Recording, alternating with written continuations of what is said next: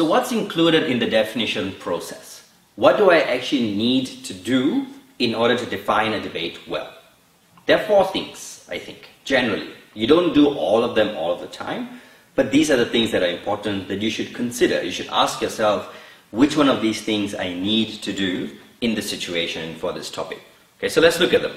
The first thing is defining the meaning of particularly vague words, right? So some words are words that can be interpreted differently. So a word abortion may have different meanings. The word worse than, right? It's really vague. What do you mean by worse than, and how are you going to define worse? Those words need specific meaning.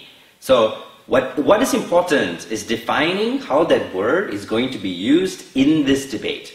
Okay, so I don't need to tell you what the dictionary definition of worse is. Worse is something compared to another, one is more bad than the other. Yeah, I know that. But in this debate, what do you mean by abortion is worse than murder? Do you mean that because the victim in murder is less innocent than the victim in abortion, therefore abortion is worse than murder? The crime is more severe? What is your standard of worse than? Right? So those things need to be explained. The way you're going to interpret a word is important, right?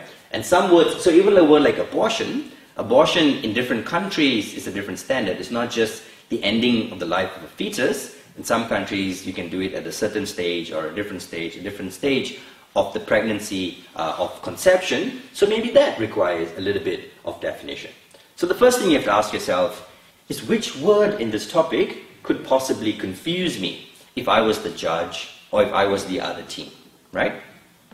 The second thing is to provide some setup and context for the debate. Setup basically means to set up, right? So if I was setting up a stage, I'm going to have a play, I'm going to do the backdrop for the stage, I'm going to put all the props in the front of the stage. If there's going to be musicians, I'm going to put the musical instruments there, I'm going to get lights ready. I'm going to do all the things I need to do before the performance can happen, right? So like if to set up a dinner, or you set up a hall, or you prepare the floor, the stage, the platform, the event. So setting up the debate means giving people the information that they need in order to understand the debate.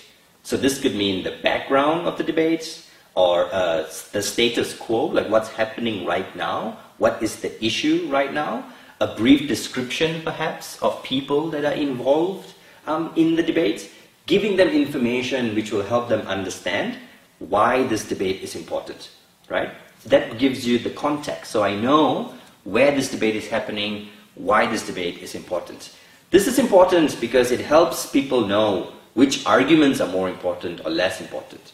And it gives value to arguments, right? So if I explain, so for example, if I say, oh, this is a debate about the environment and the economy, right? And the context that this is happening in the current time is when there's huge environmental challenges and there's global warming, right? And this is the background and all of these things that failed. So it's really, really urgent. So by setting up and giving a context of urgency, I make some of my arguments more powerful, right? And then people can understand why I choose to make some of these arguments. And they understand why this debate is important. So the setup and context provides clarification and helps understanding, but it's also a persuasive tool.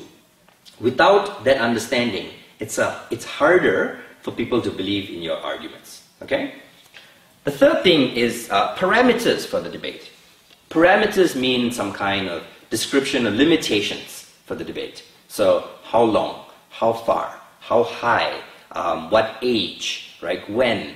So these draw lines around the debate, right? So if I'm going to do a debate about legalizing the consumption of drugs, for example, I may create some parameters for who will I legalize drugs.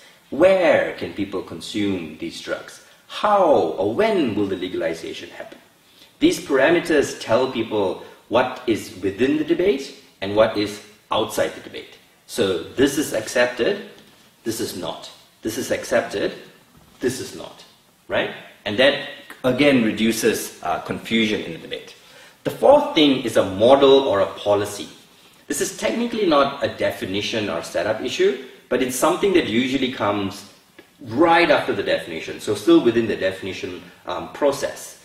A model or a policy is a plan, basically a plan on how you're going to implement something, right? So it's kind of like a grouping of parameters. If you have many, many parameters, you can put them together into a very detailed plan. So if I'm going to legalize say drugs or certain kinds of drugs, in my definition, I'm going to explain to you the definition of these drugs and what I'm going to accept and what I'm not going to accept and what do I mean by legalization.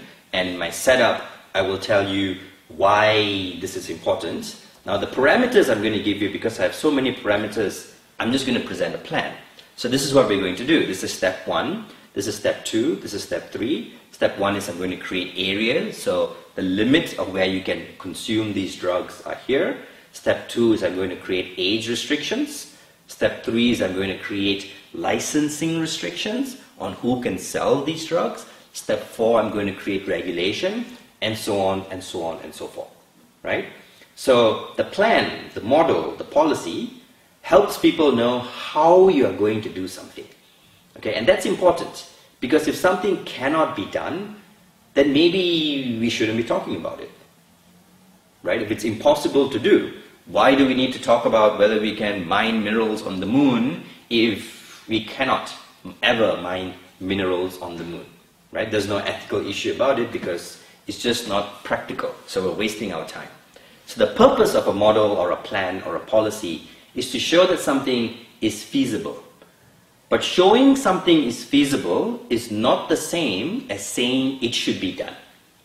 Just because there is a feasible way to legalize drugs doesn't mean we should legalize drugs, right? After all, there is a very feasible way to kill people. It doesn't mean we should kill people. So don't spend a lot of time building your model and your policy, but if you feel that it's important in this debate to show why something can be done, then spend a little bit of time talking about why that thing can be done. Okay? So this is the definition process. You talk about the meaning of vague words, give a setup and context for the debate, why this debate is important, give parameters, what are the limitations of the debate, and give a model or a policy. Now, remember, these things are optional. Not in every debate you need to define vague words. Sometimes they aren't. This House would abolish the death penalty. People tend to understand almost everything there. Sometimes you don't need to provide as much of a setup, or you don't need a model, or you don't need many parameters. These are things for you to think about, right? And as a judge, think about what people are doing and whether the things they are doing for you are helpful or not. All right? Good. So that's the definition process. Let's look at how then the definitions impact the debate. I'm going to write this stuff on the board.